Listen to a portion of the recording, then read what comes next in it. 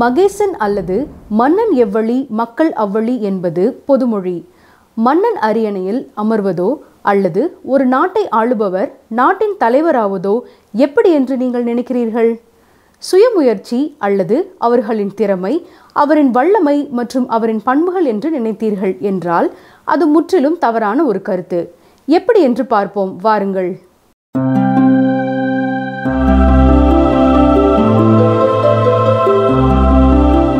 கர்த்தருடைய பரிசுத்த நாமத்திற்கு மகிமை உண்டாவதாக. இந்த நாட்களிலே நாம் தானியேல் தீர்க்கதரிசன புத்தகத்தை கற்று வருகிறோம். தானியேல் 7ஆம் அதிகாரம் முதல் தரிசன பகுதியாய் இருக்கிறது.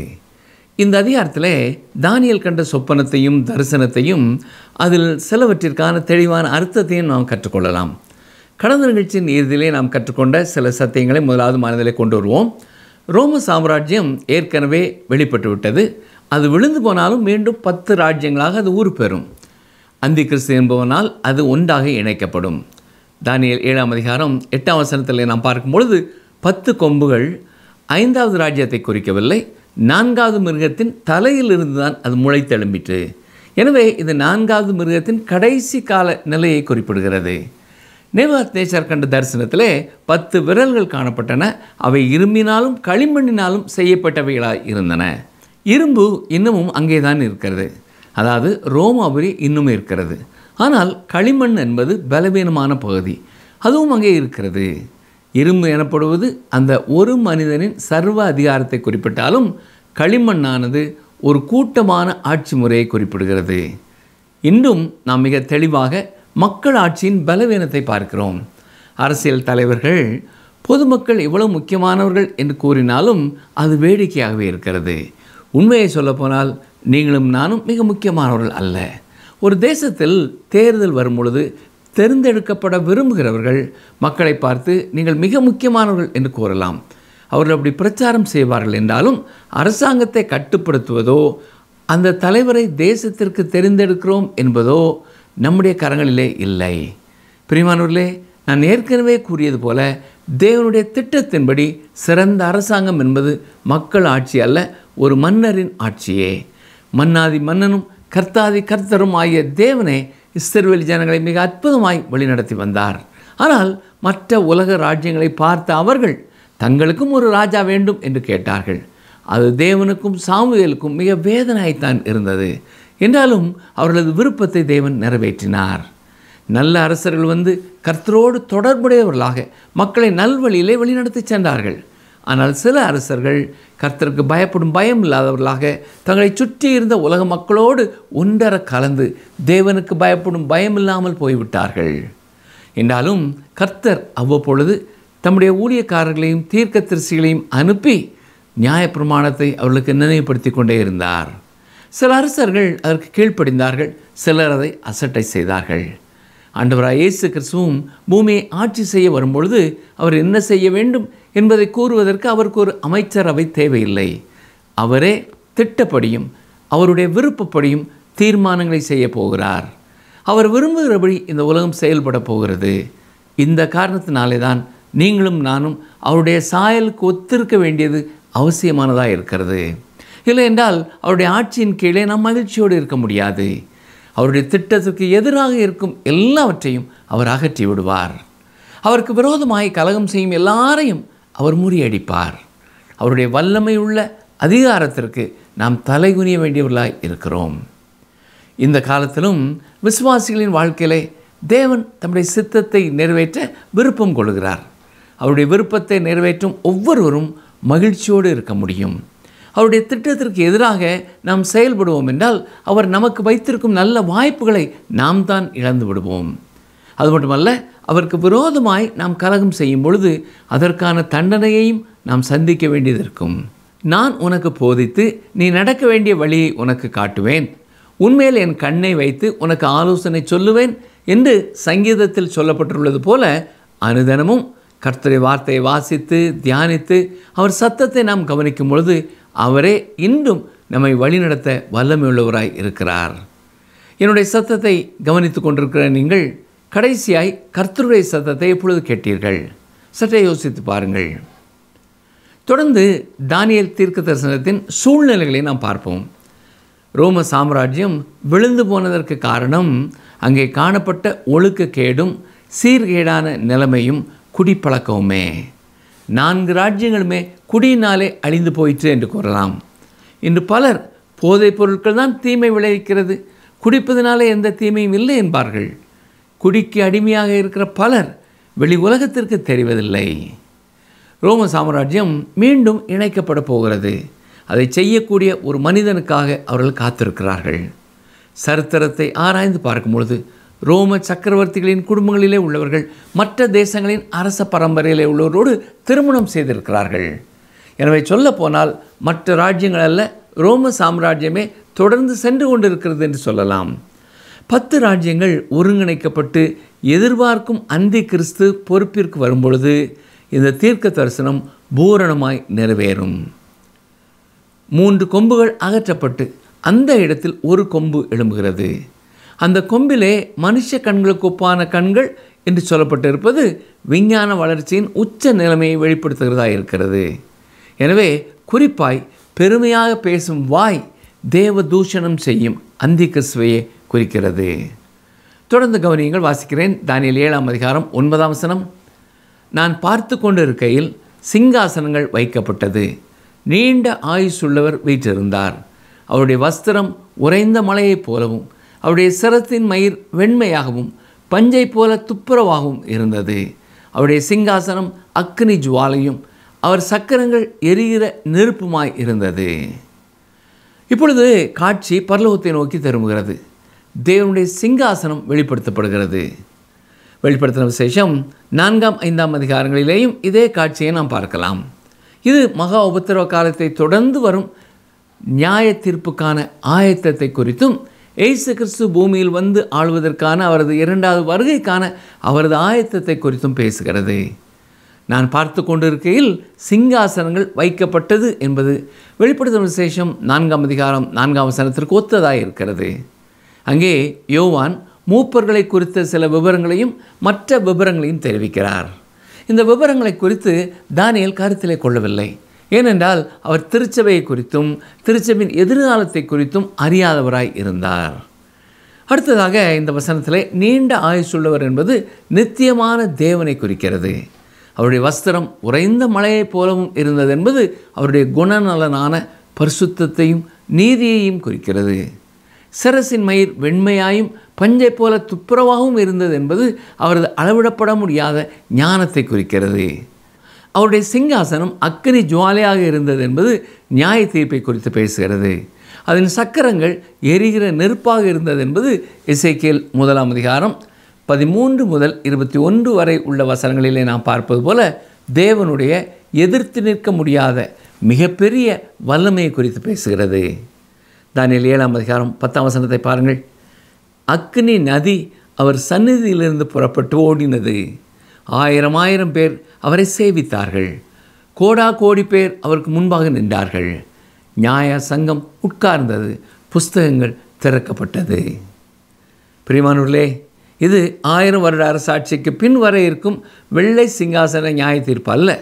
இது மகா உபத்திரவ காலத்தை தொடர்ந்து இயேசு பூமியிலே ஆளப்போகும் 1000 வருட அரசாட்சியை குறித்து பேசுகிறது. வெளிப்படுத்தின விசேஷம் 5ஆம் அதிகாரம் 11 முதல் 14 வரை வாசித்து பாருங்கள். அது உங்களுக்கு தெளிவாய் புரியும். இப்பொழுது தானியேல் 7ஆம் அதிகாரம் 11ஆம் வசனத்தை பார்ப்போம். அப்பொழுது நான் பார்த்தேன், நான் பார்த்து கொண்டிருக்கையில் அந்த கொம்பு பெருமையான பேச்சுகளை பேசினது நிமித்தம் அந்த மிருகம் கொலை செய்யப்பட்டது. அதன் உடல் அழிக்கப்பட்டு எரிகிற அக்கினிக்கு ஒப்பு கொடுக்கப்பட்டது. பரலோகத்தில் தேவன் யார் யார் ராஜ்யத்திற்குள்ளே பிரவேசிக்க முடியும் என்பதை குறித்து தீர்மானிக்கும் வேளையிலே நியாய தீர்ப்புக்கான ஆயத்தங்கள் நடைபெற்றது. பூமியில் இந்த சிறிய கொம்பு தேவனுக்கு விரோதமாய் தேவ தூஷணம் பேசுகிறது. வெளிப்படுத்தின விசேஷம் 13ஆம் அதிகாரம் 5ஆம் 6ஆம் வசனங்களை நீங்கள் வாசித்து பாருங்கள். என்ன இருந்தாலும் அவருடைய நியாய தீர்ப்பு குறிக்கப்பட்டு விட்டது. அந்தி கிறிஸ்துவின் ராஜ்யம் அழிக்கப்பட போகிறது.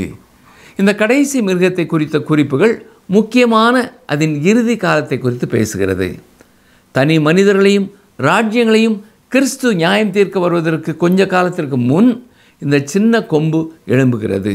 சொல்லப்போனால் மகா உபத்திரவ காலத்தின் நாட்களுக்கு இணையானதாகவே அவனுடைய காலமும் இருக்கும். தானியேல் 7ஆம் அதிகாரம் 12ஆம் வசனம். மற்ற மிருகங்களுடைய ஆளுகையோ வென்றால் அவைகளை விட்டு நீக்கப்பட்டது.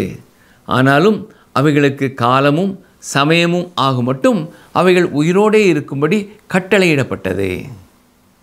முதல் 3 மிருகங்களும் அழிக்கப்பட்டாலும் அந்நாட்களிலிருந்து உண்டான கருத்துக்களும் தத்துவங்களும் மகா உபத்திரவ காலத்திலும் தொடர்ந்து நீடிக்கிறதா இருக்கிறது. தானியேல் 7ஆம் அதிகாரம் 13ஆம் வசனம். தரிசனங்களிலே நான் பார்த்து கொண்டிருக்கையில் இதோ மனுஷகுமாரனுடைய சாயலான ஒருவர் வானத்து மேகங்களுடனே வந்தார். அவர் நீண்ட ஆயுசுள்ளவர் இடமட்டும் வந்து அவர் சமீபத்தில் கொண்டு வரப்பட்டார். இயேசு கிறிஸ்து பூமியின் ராஜ்யங்களை எல்லாம் எடுத்துவிட்டு தமது ராஜ்யத்தை ஸ்தாபிக்கும் அதிகாரத்தை பெற்றுக்கொள்கிறார். ஆண்டவராய் இயேசு கிறிஸ்து சனகரிப் சங்கத்தின் முன் நியாயம் விசாரிக்கப்படும் பொழுது இந்த வேத பகுதியை தான் சுட்டி காட்டினார். கவனியங்கள், வாசிக்கிறேன். மார்க் 14ஆம் அதிகாரம் 61-62 வசனங்கள். அவரோ ஒரு உத்தரவும் சொல்லாமல் பேசாதிருந்தார். மறுபடியும் பிரதான ஆசாரியன் அவரை நோக்கி, நீ ஸ்தோத்தரிக்கப்பட்ட தேவனுடைய குமாரனாய கிறிஸ்துதானா என்று கேட்டான். அதற்கு இயேசு, நான் அவர்தான். மனுஷகுமாரன் சர்வ வல்லவரின் வலது பார்சத்தில் வீற்றிருப்பதையும் வானத்தின் மேகங்கள் மேல் வருவதையும் நீங்கள் காண்பீர்கள் என்றார். ஆண்டவராய் இயேசு கிறிஸ்து இந்த உலகத்தில் பிறக்கும் முன் தேவ தூதன் கூறிய தீர்க்க தரிசனம் என்ன? லூக்கா 1:32. அவர் பெரியவராயிருப்பார், உன்னதமானவருடைய குமாரன் எனப்படுவார், கர்த்தராகிய தேவன் அவருடைய பிதாவாகிய தாவீதின் சிங்காசனத்தை அவருக்கு கொடுப்பார். இப்பொழுது புரிகிறதா? இயேசு கிறிஸ்துவே அந்த கைகளால் பெயர்க்கப்படாத கல் என்பது இங்கே மிக தெளிவாகிறது. அந்த சிலையை தூள் தூளாக்கி போட்ட அந்த கல்லாகிய இயேசுவே இந்த உலகத்திலே தனது ராஜ்யத்தை ஸ்தாபிப்பார். 2ஆம் சங்கீதம் 7ஆம் வசனத்தையும் பாருங்கள். தீர்மானத்தின் விவரம் சொல்லுவேன். கர்த்தர் என்னை நோக்கி, நீர் என்னுடைய குமாரன், இன்று நான் உம்மை ஜெனிப்பித்தேன். இந்த வசனம் இயேசு எருசலேமில் பிறந்ததை குறித்து சொல்லவில்லை, அவருடைய உயிர்த்தெழுதலை குறித்து பேசுகிறது.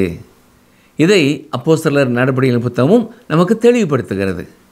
அப்போஸ்தலர் 13ஆம் அதிகாரம் 33ஆம் வசனத்தை பாருங்கள். இயேசுவை எழுப்பினதினாலே தேவன் நம்முடைய பிதாக்களுக்கு அருளி செய்த வாக்கு தத்தத்தை அவர்களுடைய பிள்ளைகளாகிய நமக்கு நிறைவேற்றினார் என்று நாங்களும் உங்களுக்கு சுவிசேஷமாய் அறிவிக்கிறோம். இது மட்டுமல்ல, சங்கீதம் 2:8 வாசிக்கிறேன். என்னை கேளும், அப்பொழுது ஜாதிகளை உமக்கு சுதந்திரமாகவும் பூமியின் எல்லைகளை உமக்கு சொந்தமாகவும் கொடுப்பேன். ஆண்டவராய் இயேசு கிறிஸ்து ராஜ்யத்தை பொறுப்பெடுக்கப் போகிறார். எவ்வாறு அவர் அதை செய்வார்? இதைத்தான் 2ஆம் சங்கீதம் 9ஆம் வசனத்தில் வாசிக்கிறோம். இருப்பு கோலால் அவர்களை நொறுக்கி குயக்கலத்தைப் போல் அவர்களை உடைத்து போடுவீர் என்று சொன்னார். அவர் பூமிக்கு வரும்பொழுது 1000 வருட அரசாட்சி அவருக்காக காத்திருக்காது. அவரே அனைத்து கலகங்களையும் முறியடித்து அவருக்கு கீழ்ப்படுகிறவர்கள் அவரோடு ராஜ்யத்துக்குள்ளே பிரவேசிப்பார்கள். தானியேல் 7ஆம் அதிகாரம் 14ஆம் வசனம். சகல ஜனங்களும் ஜாதியாரும் பாஷைக்காரரும் அவரையே சேவிக்கும்படி அவருக்கு கர்த்தத்துவமும் மகிமையும் ராஜரீகமும் கொடுக்கப்பட்டது. அவருடைய கர்த்தத்துவம் நீங்காத நித்திய கர்த்தத்துவமும் அவருடைய ராஜ்யம் அழியாததுமாயிருக்கும். ஆண்டவராய் இயேசு கிறிஸ்துவின் வருகைக்கும் சிலையானது கைகளால் பெயர்க்கப்படாத கல்லினால் நொறுக்கப்படுவதற்கும் இவை ஆயத்த காரியங்களாய் இருக்கின்றன. வெளிப்படுத்தின விசேஷம் 19ஆம் அதிகாரம் 11 முதல் 16 வசனங்களையும் நீங்கள் வாசித்து பாருங்கள். அவருடைய ராஜ்யம் அழியாததாக இருக்கிறது என்று சொல்வதும் அது 1000 வருட அரசாட்சி தான் என்று சொல்வதும் ஒன்றுக்கொன்று எதிரடையானதாக இருக்கிறது என்று நாம் நினைக்கலாம். 1000 வருட ஆட்சியின் இறுதியிலே சாத்தான் குறைந்த காலகட்டம் அவிழ்த்து விடப்படுவான். பின்னர் கர்த்தருடைய ராஜ்யம் முடிவில்லாமல் தொடரும். வெளிப்படுத்தின விசேஷம் 20ஆம் அதிகாரம் 6ஆம் வசனத்தை பாருங்கள். முதலாம் உயிர்த்தெழுதலுக்கு பங்குள்ளவன் பாக்கியவானும் பரிசுத்தவானுமாயிருக்கிறான். இவர்கள் மேல் 2ஆம் மரணத்திற்கு அதிகாரமில்லை. இவர்கள் தேவனுக்கும் கிறிஸ்துவுக்கும் முன்பாக ஆசாரியராயிருந்து அவரோடே கூட 1000 வருஷம் அரசாழ்வார்கள். இந்த 1000 வருட அரசாட்சி நித்திய ராஜ்யத்தின் ஒரு பகுதியாகத்தான் இருக்கிறது. இது எவ்வாறு நடைபெறப் போகிறது என்பதை குறித்து வெளிப்படுத்தின விசேஷம் 20ஆம் அதிகாரம் கூறுகிறது. பரலோக சூழலிலே இயேசு பூமியிலே 1000 வருடம் அரசாளப் போகிறார். இந்த காலத்திற்கு பின்னர் பிசாசு கட்டவிழ்க்கப்படுவான். மீட்கப்படாத மனித இருதயம் இன்னமும் தேவனுக்கு விரோதமான கலகத்திலே இருக்கிறது. அப்பொழுது சாத்தானின் தலைமைக்கு அவர்கள் தங்களை அர்ப்பணிப்பார்கள். கிறிஸ்துவுக்கு எதிராக போர் செய்யும்படியாக அவர்களை அவன் கூட்டுவான். பின்னர் சாத்தானும் அவனுடைய தூதர்களும் அக்னியும் கந்தகமும் ஏறுகிற கடலிலே தள்ளப்படுவார்கள். ஆண்டவராய் இயேசு கிறிஸ்துவை ஏற்றுக்கொள்ளாதவர்களாக மரித்தவர்கள் வெள்ளை சிங்காசனத்தின் முன் நியாயம் தீர்க்கப்படும்படியாக எழுப்பப்படுவார்கள். இதற்கு பின்னர் நித்திய ராஜ்யம் தொடர்கிறது. இந்த ராஜ்யம் பூமியிலேயே இடம்பெறப் போகிறது என்பதை வேதம் தெளிவாக கூறுகிறது. பாருங்கள், மீகா தீர்க்கதரிசியின் புத்தகம் 4ஆம் அதிகாரம் 2ஆம் வசனம். திரளான ஜாதிகள் புறப்பட்டு வந்து, நாம் கர்த்தரின் பர்வதத்துக்கும் யாக்கோபின் தேவனுடைய ஆலயத்துக்கும் போவோம் வாருங்கள்.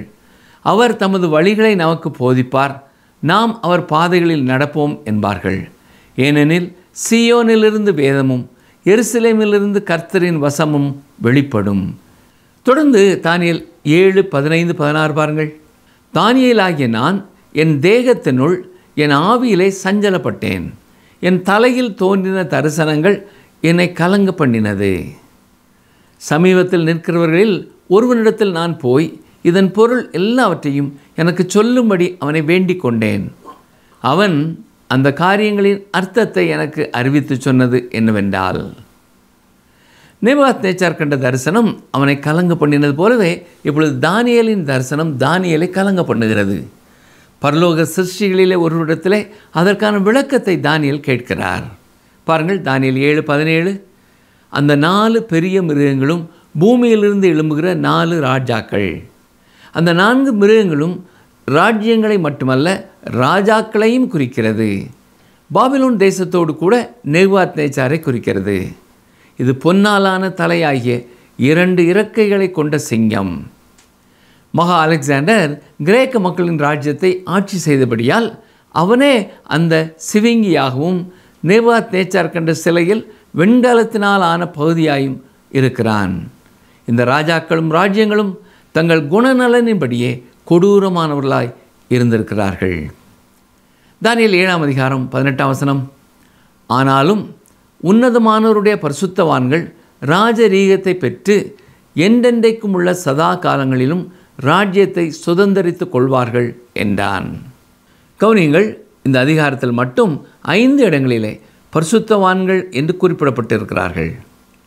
21, 22 வசனங்களிலேயும் மேலும் 25ஆம் வசனத்திலும் தொடர்ந்து 27ஆம் வசனத்திலேயும் இவர்கள் குறிப்பிடப்படுகிறார்கள். மீண்டும் தானியேல் 8ஆம் அதிகாரம் 24ஆம் வசனத்திலும் இந்த பரிசுத்தவான்களை குறித்து வாசிக்கிறோம். சிலர் இந்த பரிசுத்தவான்கள் புதிய ஏற்பாட்டு காலத்தில் வாழ்ந்த பரிசுத்தவான்கள் என்று கூறுகிறார்கள். இன்னும் சிலர் இன்னும் குறுகிய மனதோடு அவர்கள் தங்கள் சொந்த சபையைச் சேர்ந்த விசுவாசிகள் என்று கூறுகிறார்கள். அருமையான சகோதரனே, சகோதரியே, கர்த்தர் பெரிய குடும்பத்தை உடையவராக இருக்கிறார். பழைய ஏற்பாட்டு காலத்திலே பழைய ஏற்பாட்டு கால பரிசுத்தவான்கள் இருந்தார்கள். இஸ்ரவேல் ஜனங்களும் பரிசுத்தவான்கள் என்று அழைக்கப்பட்டிருக்கிறார்கள். யூத மார்க்க தமைந்த புறஜாதியரிலும் பரிசுத்தவான்கள் உண்டு. இந்த காலங்களிலேயும் திருச்சபைகளிலே பரிசுத்தவான்கள் உண்டு. உங்கள் சபை மக்கள் மட்டும்தான் ரட்சிக்கப்படுவார்கள் என்று எண்ணிக்கொண்டு இருக்க வேண்டாம். பெந்தேகோஸ்தே நாளுக்கு முன்னரும் தேவன் ஜனங்களை ரட்சித்தார். இரகசிய வருகைக்கு பின்னரும், அதாவது விசுவாசிகள் எடுத்துக்கொள்ளப்பட்ட பின்னரும் தேவன் ஜனங்களை ரட்சிக்கப் போகிறார். ஆனால் திருச்சபை நற்செய்தியை மற்றவர்களுக்கு கொடுக்க வேண்டிய அளவு இப்பொழுது கொடுக்கவில்லை. ஆனால் தேவன் தனது பணியிலே தோல்வி காண்பதே இல்லை. தானியேல் 8ஆம் அதிகாரம் 24ஆம் வசனம். அவனுடைய வல்லமை பெருகும், ஆனாலும் அவனுடைய சுய பலத்தினால் அல்ல, அவன் அதிசயமான விதமாக அழிமுண்டாக்கி அனுகூலம் பெற்று கிரியை செய்து பலவான்களையும் பரிசுத்த ஜனங்களையும் அழிப்பான். யாத்திராகமம் 19ஆம் அதிகாரம் 6ஆம் வசனத்தில் இஸ்ரவேல் ஜனங்கள் பரிசுத்த ஜாதி என்று அழைக்கப்பட்டிருக்கிறார்கள். நீங்கள் எனக்கு ஆசாரிய ராஜ்யமும் பரிசுத்த ஜாதியுமாய் இருப்பீர்கள் என்று கூறுகிறார். பரிசுத்தவான்கள் என்று சொல்லப்படும் வார்த்தைக்கான கிரேக்க வார்த்தை ஹேகியாஸ். இது புதிய ஏற்பாட்டிலே 200 முறை வருகிறது. 92 இடங்களிலே பரிசுத்தம் என்பது ஆவியானவர் என்பதோடு கூட சேர்த்து பரிசுத்த ஆவியானவர் என்று மொழிபெயர்க்கப்பட்டிருக்கிறது. திருச்சபையில் உள்ள விசுவாசிகளை குறிக்கவும் பரிசுத்தவான்கள் என்ற வார்த்தை பயன்படுத்தப்பட்டிருக்கிறது. புதிய ஏற்பாட்டிலே கிறிஸ்துவின் மேல் விசுவாசம் வைத்தபடினாலே நீதிமான்களாக்கப்பட்ட பாவிகளும் பரிசுத்தவான்கள் என்று அழைக்கப்படுகிறார்கள்.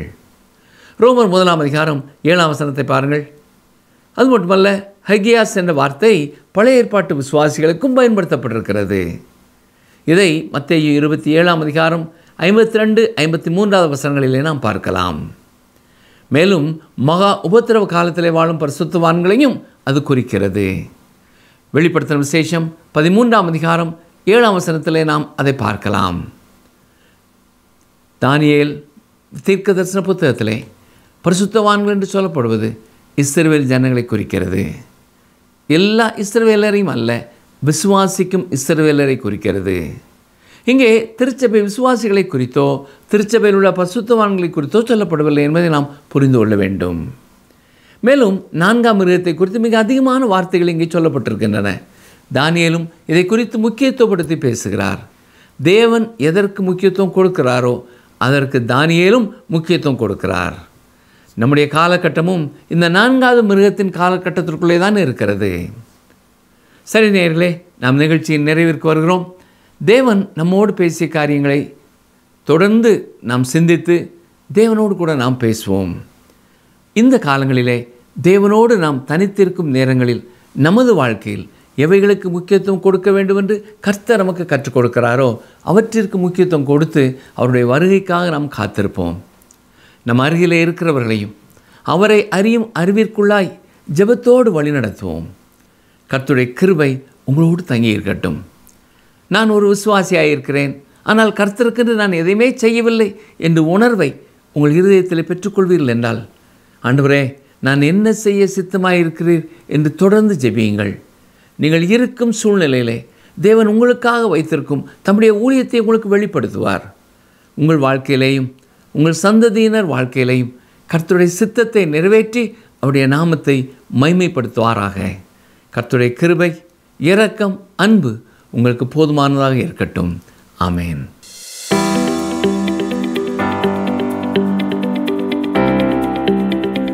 சகல ஜனங்களும் ஜாதியாரும் பாஷைக்காரரும் அவரையே சேவிக்கும்படி அவருக்கு என்ன கொடுக்கப்பட்டது?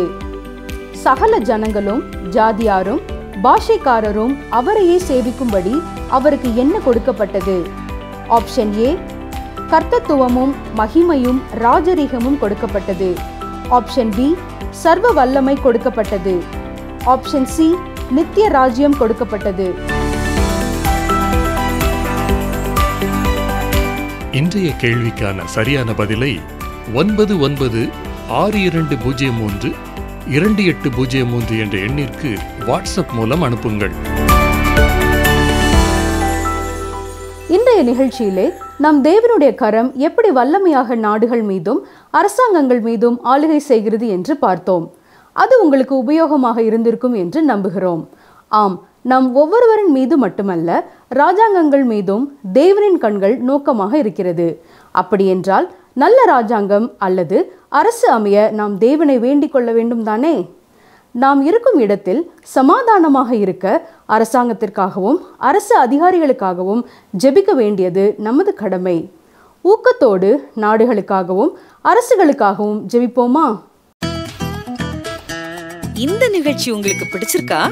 அப்ப இப்பவே மிஸ்டர் கால் கொடுங்க. பரிசு வெல்றது நீங்களாவும் இருக்கலாம்.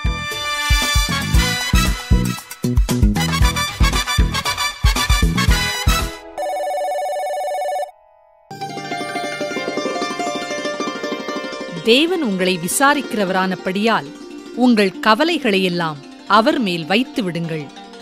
1 பேதுரு 5:7.